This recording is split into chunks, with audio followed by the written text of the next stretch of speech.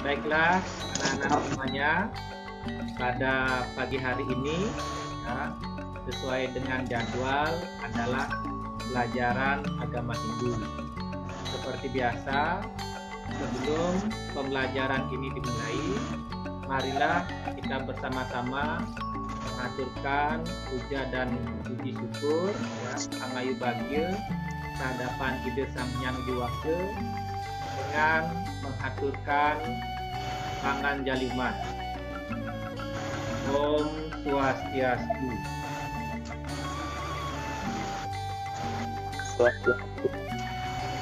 Kita lanjutkan dengan berdoa. Berdoa, ya, ambil sikap Mustikarana. Berdoa, mulai.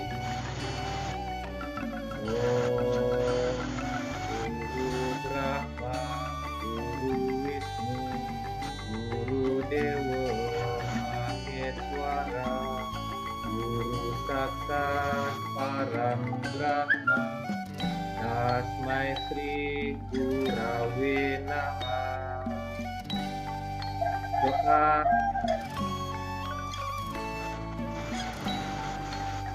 Baik, apa kabar semuanya?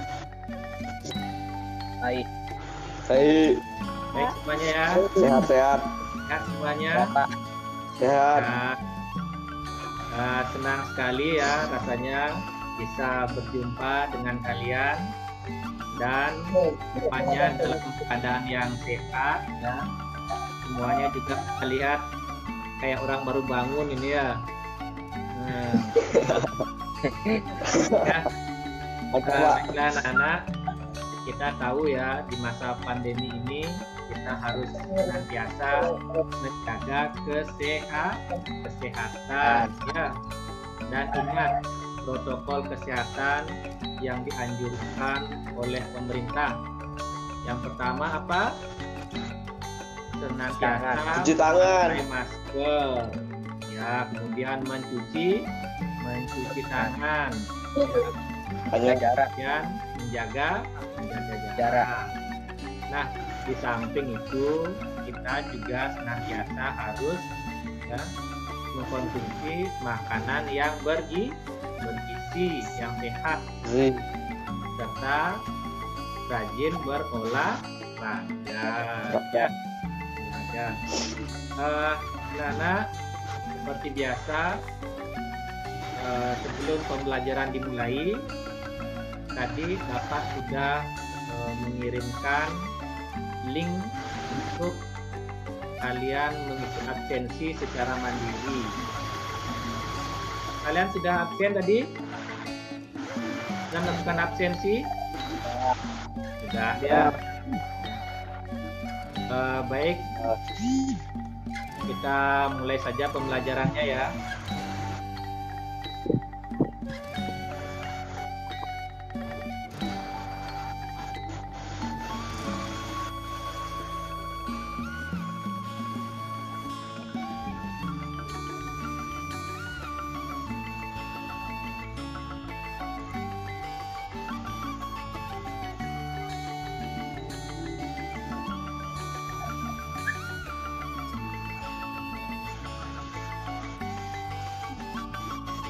Protokol kesehatan sudah.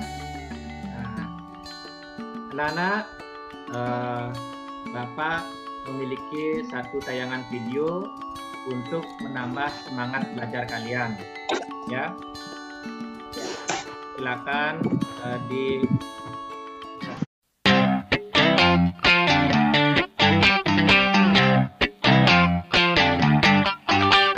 seru belajar kebiasaan baru agar selamat selalu, ini panduan untukmu.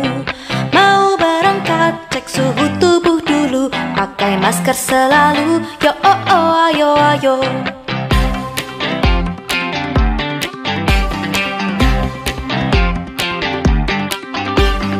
Yo oh oh oh ayo ayo. Yo oh oh oh ayo. Yo oh oh oh ayo ayo. Yo oh oh oh ayo. Saat di jalan jaga jarak.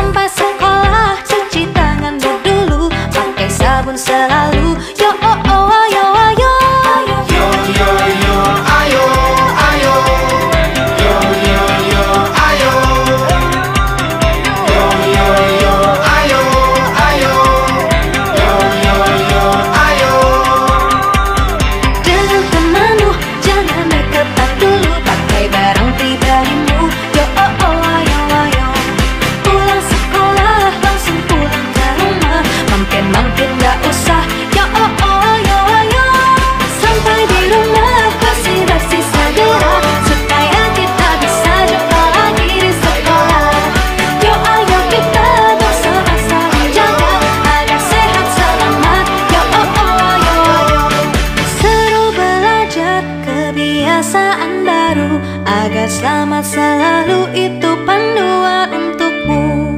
Seru belajar kebiasaan baru.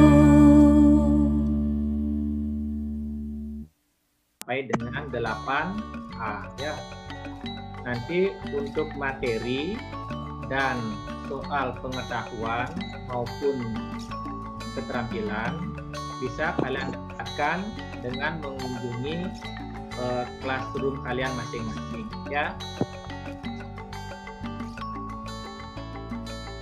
Nah, anak-anak, pada hari ini materi yang akan kita pelajari adalah triguna pada bagian keempat ya.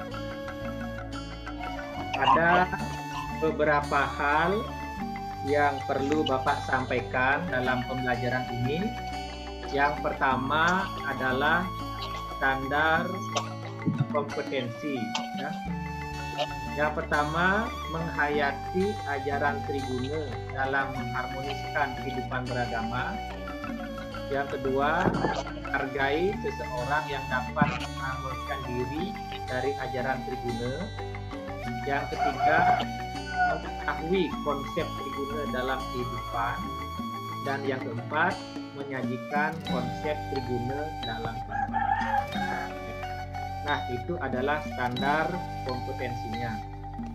Adapun tujuan pembelajaran kita pada hari ini ya, hari Rabu tanggal 18 November 2020. Yang pertama, kalian diharapkan mampu untuk menghayati dan menerima ajaran triguna dalam mengharmoniskan kehidupan beragama. Yang kedua, kalian diharapkan mampu menghargai perilaku yang mencerminkan tentang ajaran triguna dalam mengharmoniskan kehidupan beragama. Ya.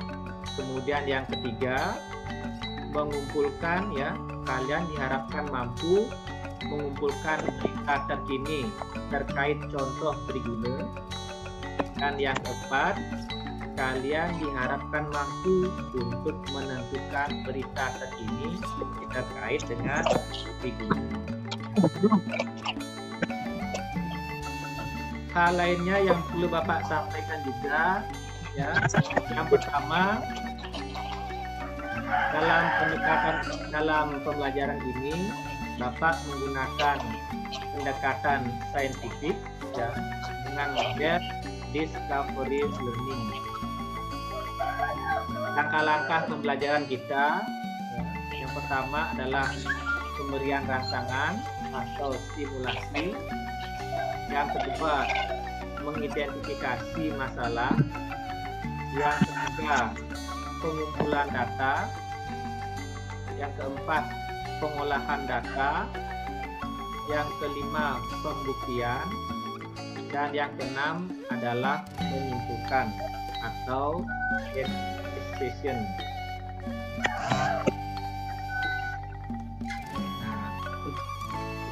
Nah, sebelum kita lanjut ke materi pelajaran yang sekarang, ada baiknya kita lihat sekilas dulu ya pembelajaran minggu lalu. Pada minggu lalu ya, minggu sebelumnya kita sudah membahas tentang pengertian dari triguna ya. Berikutnya bagian-bagian triguna juga kita ya. Kemudian ciri-ciri masing bagian triguna. Nah, ini sifat rajas, kemudian ciri-ciri sama ya. Kemudian contoh-contoh sifat triguna pada manusia ya, seperti satwa yang ada di dalam layar depan kalian ya, depan layar kalian. Sifat rajas. Kemudian ini adalah contoh sifat sama.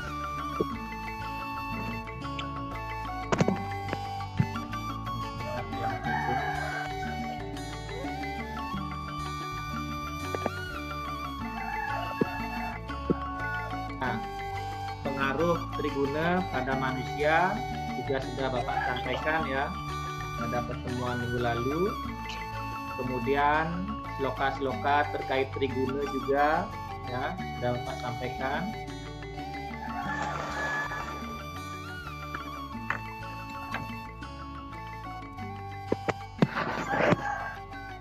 Jadi tentang triguna ada 2 kitab ya yang membahas hal tersebut. Yang pertama ada Puraspatitatul dan Bhagavad Gita. Nah, ini adalah sloka-slokanya.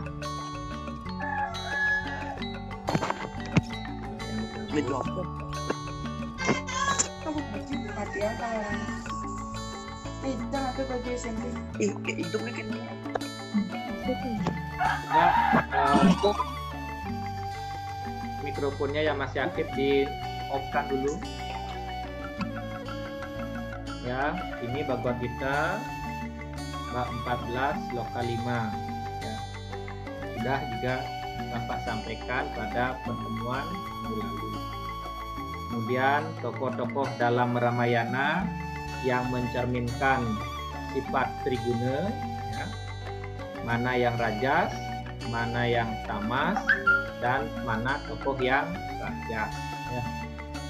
Ada Rama, kemudian ada Kumbakarna, dan ada Rahwana. Ya. Kemudian usaha untuk menyeimbangkan triguna, ya, itu juga terdapat dalam Bhagavad Gita bab 4 sloka 26. Ya. Dengan kata-kata kuncinya adalah pengabdian, bakti atau melayani, dan kasih sayang.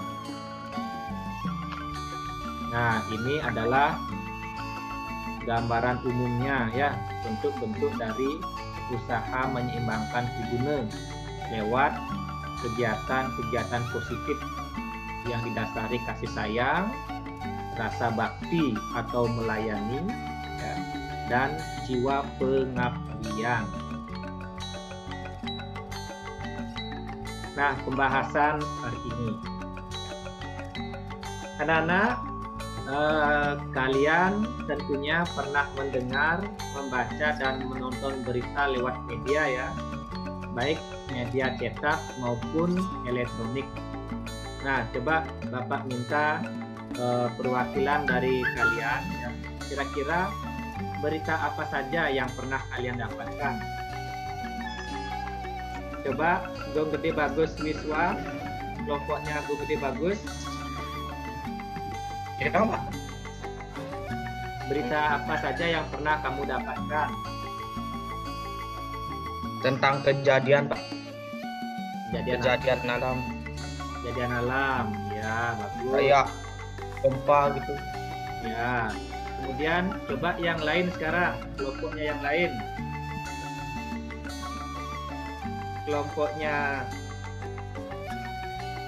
Kelompoknya Cahaya Ning Bulan ada?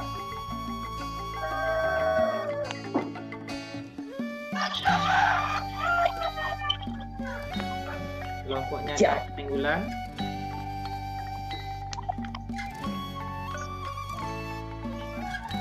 Atau yang lain mungkin berita apa saja yang pernah kalian dengar? Longsor. Apa? Demo Pak, demo. Jadi Longsor, Pak. Banjir. ya, Demo Pak, demo. ya cukup. Kebakaran. Jadi kalau kita simpulkan ya, berita-berita itu ada berita bidang politik, sosial, ekonomi, budaya ya, kolek sosbud kan alam. Nah, Buka kameranya tuh. coba sekarang perhatikan ciri-ciri bagian triguna ya, ciri-ciri sifat satwa. Coba diperhatikan, mikrofonnya di off kan dulu. Kemudian ciri-ciri sifat rajas dan ciri-ciri sifat tamas. Coba diperhatikan. Ya. Ini adalah ciri-ciri sifat satwa. Kemudian ini adalah ciri-ciri sifat rajas. Ya. Pamer, penuh nafsu, pengis, ya. Suka menyakiti, ya. Berkata kasar. Kemudian ciri-ciri sifat tamas adalah kelesuan, bodoh, suka tidur, kotor, ya, Pemalas. suka menghayal. UBG. Sudah? Nah, kalau sudah, ya, berdasarkan ciri-ciri tersebut, tontonlah tayangan video berikut ini. Nah, selama menonton tayangan video ini, Bapak kembali minta kepada kalian mikrofonnya tolong di-off-kan. Ya, kalau sudah, perhatikan tayangan video yang pertama. Hai semua, menjaga kebersihan badan sangat erat kaitannya dengan kesehatan. Tapi hal itu tidak berlaku bagi orang-orang berikut ini, bahkan beberapa dari mereka mendapatkan rekor akibat dari kejorokannya ini. Orang-orang berikut ini memiliki beberapa alasan yang aneh sehingga membuat mereka tidak menjaga kebersihan dalam waktu yang cukup lama. Berikut ini adalah rekor orang paling jorok dan malas di dunia. Michelle adalah perempuan 56 tahun asal Tacoma, Amerika. Dia sudah 30 tahun tidak pernah membuang sampah ke tempat sampah di luar rumah, melainkan dia membuang sampahnya di dalam rumahnya sendiri. Semua kamar tidur dia jadikan sebagai tempat pembuangan sampah. Malahan Michelle ini tampak menikmati kehidupan di rumahnya itu. Bahkan dia juga sering bercerita, dia seringkali mengundang teman-temannya untuk pesta makan malam di rumahnya. Lalu sampah sisa makanan dari pesta tersebut dia buang di sekitarnya. Petugas yang datang memeriksa ke rumah Michelle ini pun merasa kewalahan karena bau dari sampah-sampah tersebut sampai menembus masker mereka.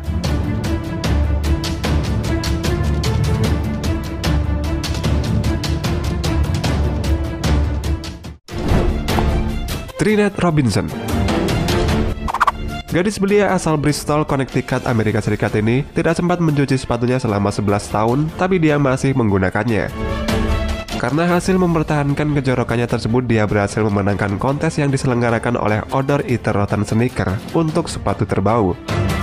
Trinette mengaku selalu menggunakan sepatu ini dalam semua kegiatan yang dilakukan tanpa pernah mencuci sepatu tersebut. Dan berkat kejorokannya itu, Trinette mendapatkan hadiah uang $2.500 atau sekitar 30 juta rupiah.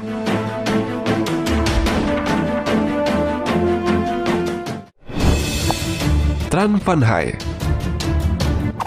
Pria asal Vietnam ini memiliki rambut terpanjang di dunia dengan panjang mencapai 6,8 meter. Tran Van Hai ini diketahui tidak pernah memotong rambutnya selama lebih dari 50 tahun. Alasannya adalah karena apabila dia memotong rambutnya, dia akan merasa sakit yang luar biasa. Ditambah lagi rambutnya sendiri terlihat sangat keras akibat dia tidak pernah mencuci rambutnya itu sama sekali. Berat rambutnya Tran Van Hai ini mencapai 10 kg. Dia juga mengatakan bahwa mencuci rambutnya akan memakan waktu yang sangat lama, sehingga dia memutuskan untuk membiarkannya saja.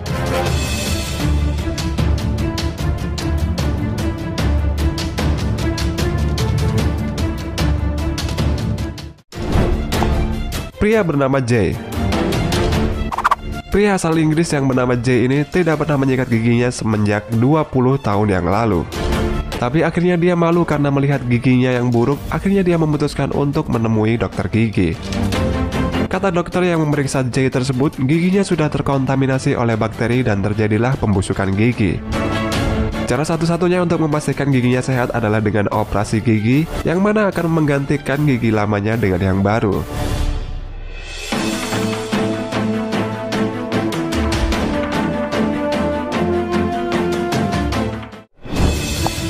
Amou Haji.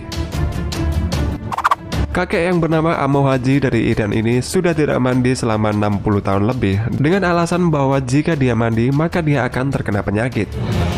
Amou ini di masa mudanya pernah mengalami kejadian yang sangat emosional sehingga dia mengucilkan dirinya sendiri dari kehidupan orang ramai.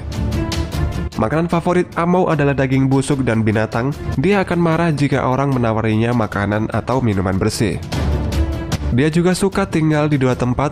Yang pertama adalah di liang kubur, dan yang kedua adalah dinding bata yang dibuatkan oleh orang-orang.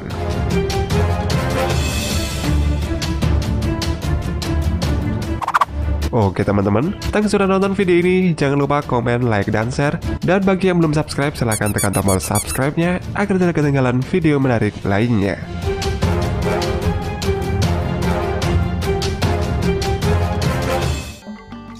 Kita lanjut ke video nomor 2 ya.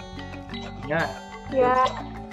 sambil kalian nonton, sambil juga dipikirkan ya, disimak dengan Ya. baik. Selama tayangan video, kembali Bapak ingatkan mikrofonnya tolong di off-kan ya, tidak ada yang berbicara.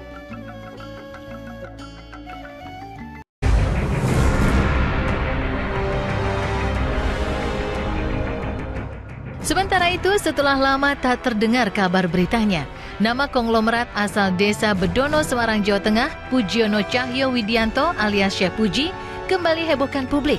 Syekh Puji dilaporkan ke pihak berwajib karena disebut-sebut menikahi secara siri bocah berusia 7 tahun berinisial D. Benar-benar di luar nalar. Hingga kini, pihak Deskrim Polda Jawa Tengah sendiri masih mendalami kasus tersebut. Meski belakangan, Syekh Puji kabarnya membantah semua tudingan yang mengarah padanya.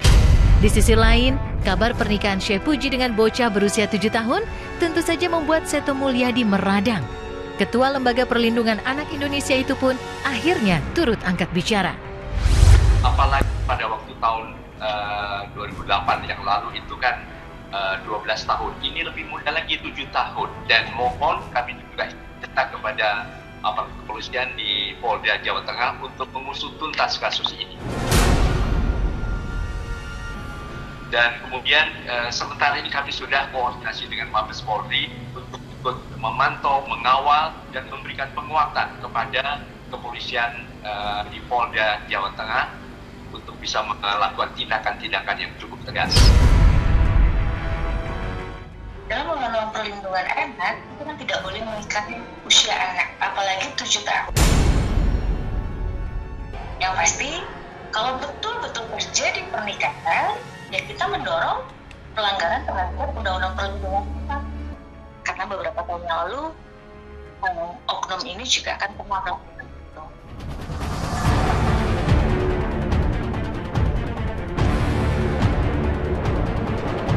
Kasus pernikahan Syekh Puji dengan anak di bawah umur bukan kali ini saja terjadi.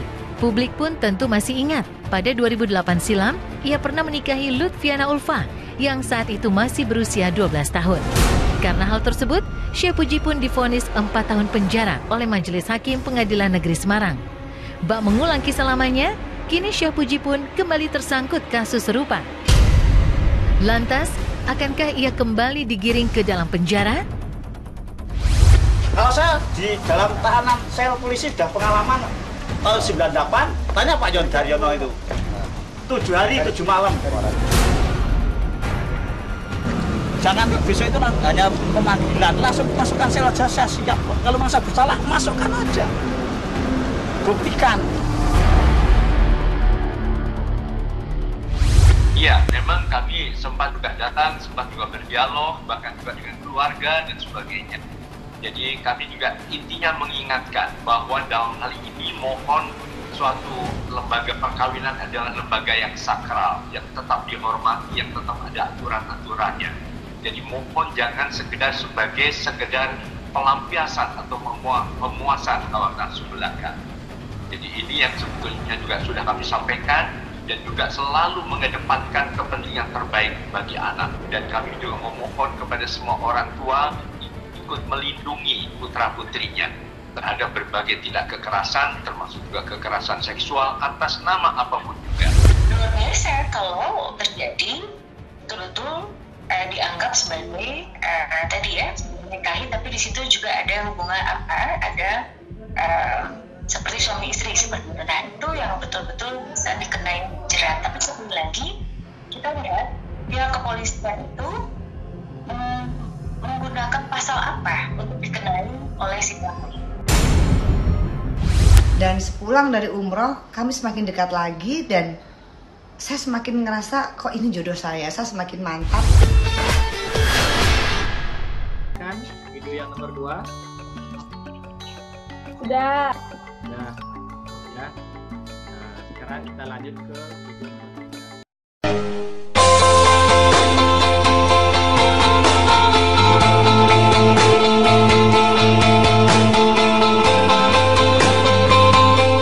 Masih anak-anak, belum banyak pemakaian asam garam kehidupan.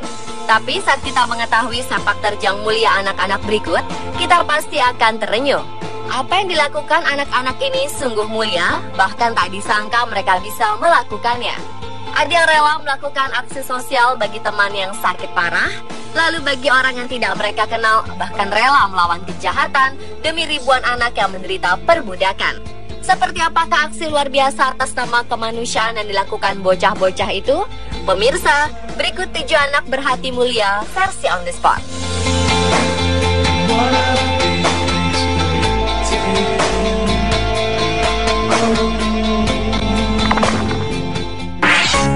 Whenever I'm alone with you.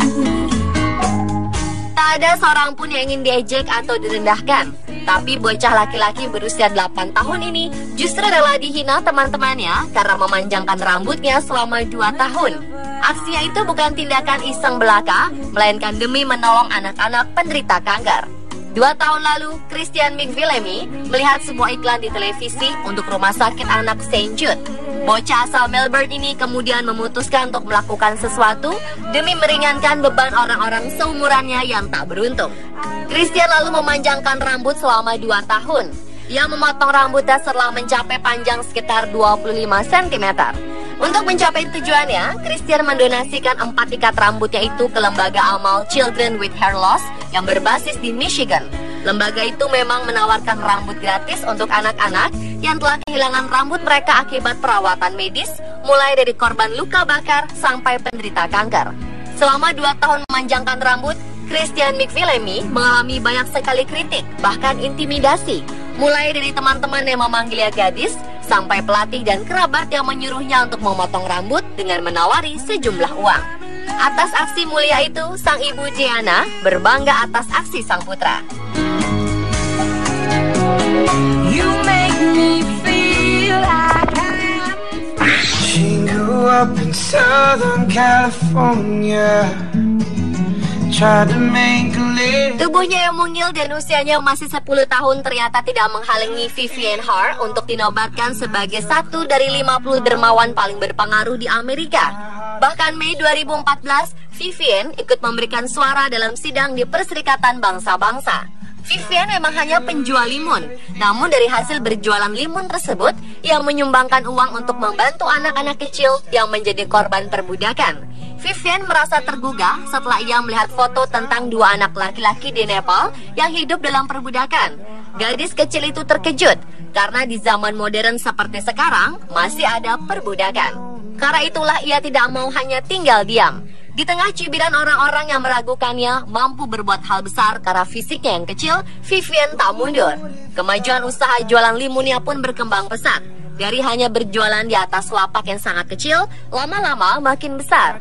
Bahkan di hari ke-13 ia berjualan, wali kota New York mengundangnya ke Times Square dan bocah itu mendapatkan tambahan uang $100,000 atau sekitar 1,3 miliar rupiah. Tak ketinggalan, ayah dan ibunya pun turut membantu. Mereka mendirikan sebuah perusahaan limun serta memberikan uang hasil penjualan limun ke sejumlah organisasi seperti Nepal Youth Foundation, Free the Slave, dan International Justice Mission.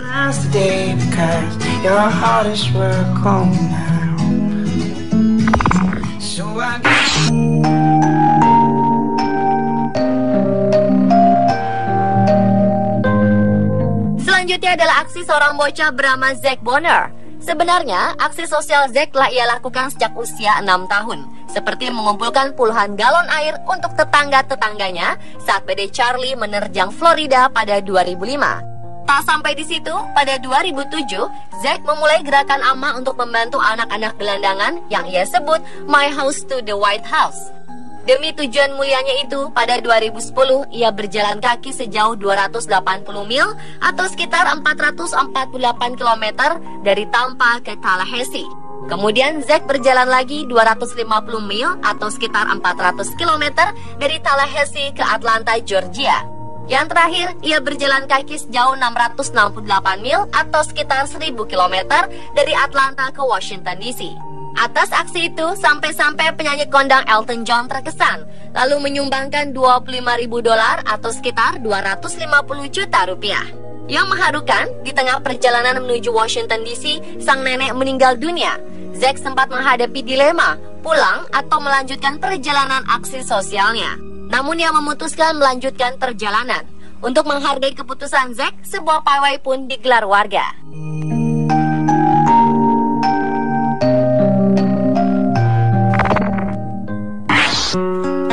Don't cry.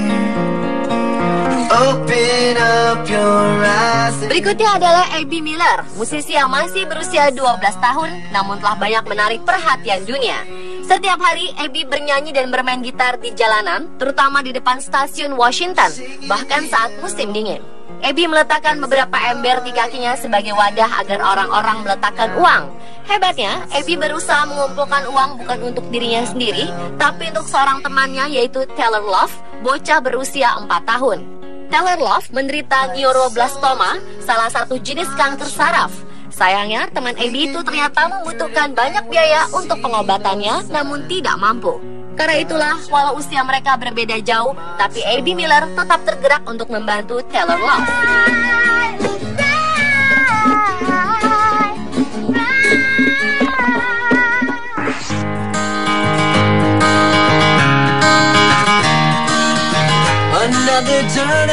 Baru pertama kali melihat gelandangan yang mengemis meminta makanan, ternyata hati seorang bocah berusia 5 tahun langsung tersentuh. Setelah mendengar informasi dari gurunya bahwa sebuah panti sosial, yaitu San Francisco Food Bank, suka menolong orang miskin, gadis bernama Phoebe Russell ini langsung melakukan aksi sosialnya. Ia mengumpulkan dan mendaur ulang bekas kaleng soda dalam 2 bulan untuk ditukar dengan uang sebesar $1.000 di panti sosial San Francisco Food Bank.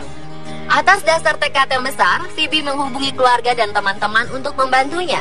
Dan sambutan orang-orang pun positif terhadap aksi sosial bocah pintar tersebut. Orang-orang bahkan mulai mengantar cek, uang tunai, dan ribuan kaleng soda ke pintu kelas Phoebe. Tak disangka Phoebe nyaris mengumpulkan 4 kali lipat jumlah uang dari awal harapannya. Uang sejumlah $3.700 yang terkumpul ternyata mampu membayar 18.000 makanan untuk para tunawisma. Dan luar biasanya, 6 bulan kemudian, Phoebe telah mengumpulkan lebih dari $20.000 atau sekitar 80.000 makanan.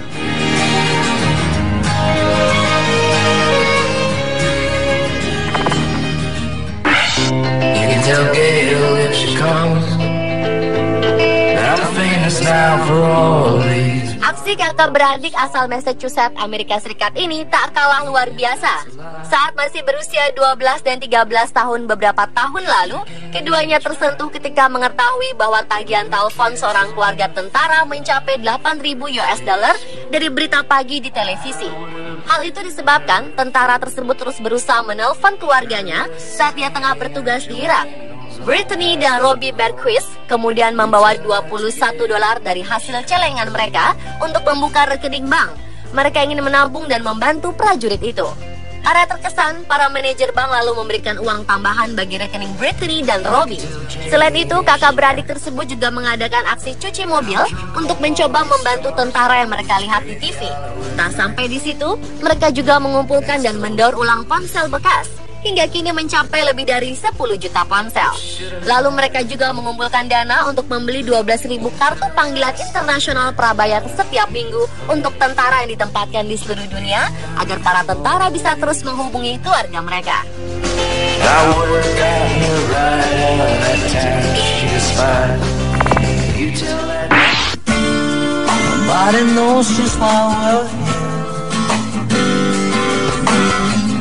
Pahlawan Bocah cilik yang berasal dari Pakistan ini memang telah menutup usia di umur 13 tahun pada 1995 silam.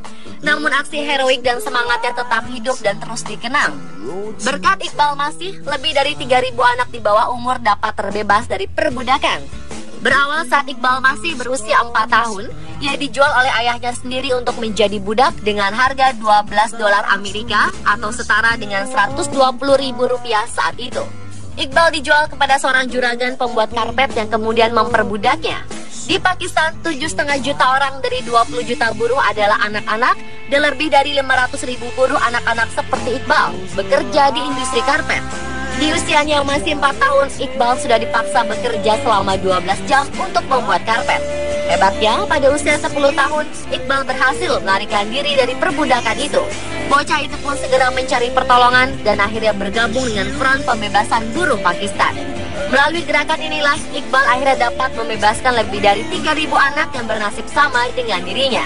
Oleh karena jasanya itu, Iqbal kemudian dianugerahi penghargaan Hak Asasi Manusia Reebok pada tahun 1994.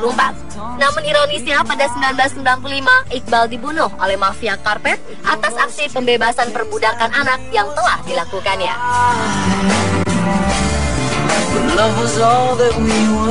Pemirsa, itulah 7 anak berhati mulia versi On The Spot. Though the world would never understand.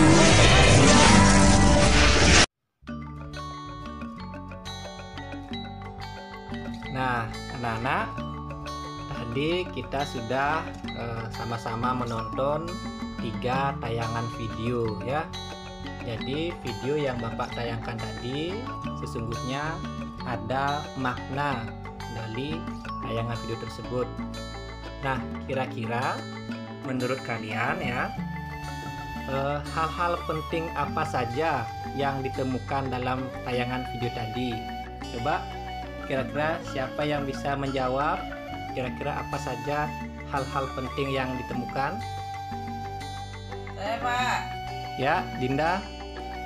Dalam tayangan video yang pertama itu adalah cerminan guna tamas, yakni sifat pemalas dan kotor.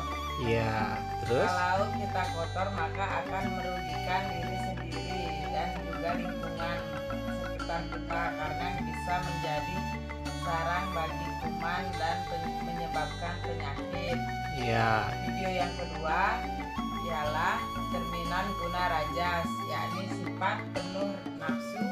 Kalau nafsu kita besar dan tidak dikendalikan, bisa-bisa nanti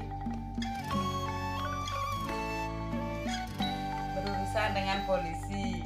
Iya, pinter. Lanjut. Video yang ketiga adalah cerminan guna satwa, yakni sifat-sifat yang terpuji, sifat mulia yang patut untuk dijadikan contoh, Pak. Iya, bagus sekali ya. Kita berikan tepuk tangan dulu buat Dinda. Ya, jadi benar sekali ya apa yang disampaikan oleh teman kalian Dinda tadi ya. Nah, berikutnya ya, apakah hal-hal dalam tayangan video tadi pernah menghinggapi kalian? Pernah. Ya, pernah ya. Siapapun pasti pernah mengalami malas ya, selalu ingin bergerak, termasuk melakukan perbuatan yang terpuji. Hanya saja kadarnya yang berbeda-beda ya. Nah, yang terakhir, sebagai perbaikan diri untuk mengendalikan 2 sifat buruk tadi, termasuk untuk meningkatkan sifat-sifat satwam, apa saja yang akan kalian lakukan? Ya, Pak. Ya, Dinda, silakan. Dengan tekun berlatih hidup disiplin dan rajin, Pak. Iya, terus. Membantu orang tua, ibu dan ayah, serta mengikuti petunjuknya. Iya. Rajin sembahyang, berbakti pada orang tua, guru dan pemerintah, dan mengikuti nasihatnya. Iya, kita berikan tepuk tangan lagi. Ya, jadi tepat sekali ya. Jadi itulah hal-hal yang mestinya kita lakukan dari 3 tayangan video tadi sebagai refleksi diri. Nah, anak-anak, sebagai kesimpulan dalam pembelajaran ini, ya, yang pertama bahwa cerminan contoh triguna, satuam, rajas, dan tamas dalam kehidupan nyata, ya, cerminannya dapat dilihat dalam 3 tayangan video tadi, ya. Berikutnya yang kedua, bahwa tayangan video yang diangkat dari kejadian nyata tadi cerminan dari sifat rajas dan tamas, pada akhirnya hanya akan membawa penderitaan saja, ya. Berbeda dengan sifat satuam yang pada akhirnya akan membawa seseorang pada kebahagiaan, ya. Jadi Bapak mengilustrasikannya dengan 2 gambar yang di samping, ya. Gambar yang di bawah itu adalah ilustrasi orang yang menangis, ya, atau orang yang sedang menderita. Sedangkan gambar yang di atas adalah ilustrasi, ya, cerminan orang yang telah mencapai kebahagiaan karena perbuatan baiknya, ya. Berikutnya, anak-anak, untuk menambah pemahaman kalian pada materi Triguna bagian keempat, ya, Bapak sudah membuatkan soal untuk kalian. Nanti silakan dijawab melalui link yang akan Bapak bagikan, ya, di akhir pembelajaran ini lewat Google Classroom ataupun lewat WA Group, ya. Batas waktu pengumpulannya pada hari ini juga, ya, Rabu tanggal 18 November 2020. Bapak tunggu sampai jam 8 malam, ya. Ya, Pak. Kemudian untuk penilaian keterampilan, ya, Bapak berikan kalian tugas secara berkelompok. Jadi masing-masing kelompok buat 1, ya. Tugasnya adalah dengan membuat clipping yang berkaitan dengan bagian-bagian Triguna. Kemudian laporkan hasil kerja kelompok kalian dengan mengirimkan pesan suara lewat WA pribadi, ya, lewat WA pribadi Bapak, atau kalau bisa lewat Google Classroom. Nah, di samping pesan suara juga sertakan foto hasil kerjanya, ya. Batas waktu pengumpulan Bapak berikan waktu sampai besok hari Kamis tanggal 19 November, ya, 2020 sampai pukul 5 sore dengan tempat pengumpulan, ya, di Google Classroom atau WA pribadi. Nah, anak-anak, dengan berakhirnya materi Triguna bagian keempat, maka berakhir pula pelajaran agama Hindu di semester 1. Minggu depan, karena kalian akan mengikuti penilaian akhir semester ganjil, Bapak harapkan kalian lebih rajin lagi untuk belajar, ya.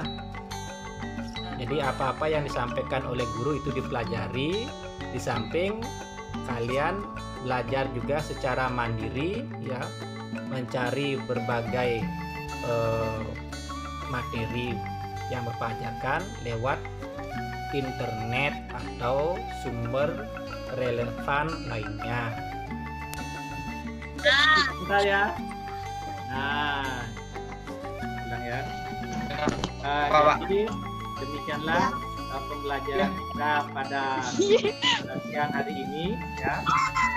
Sebelum kita akhiri dengan paramesansi, marilah kita berdoa bersama-sama.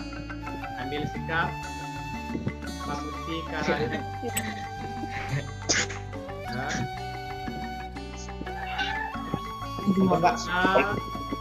Berdoa mulai. Om Saraswati Namastutyam Warani Samarutim Indarama Kami Sidir Bawan Om Dewa Kusma Paramahidya Yanama Swami. Ya, Parama Santi. Om Santi Santi Santi. Oke kawan-kawan, bye.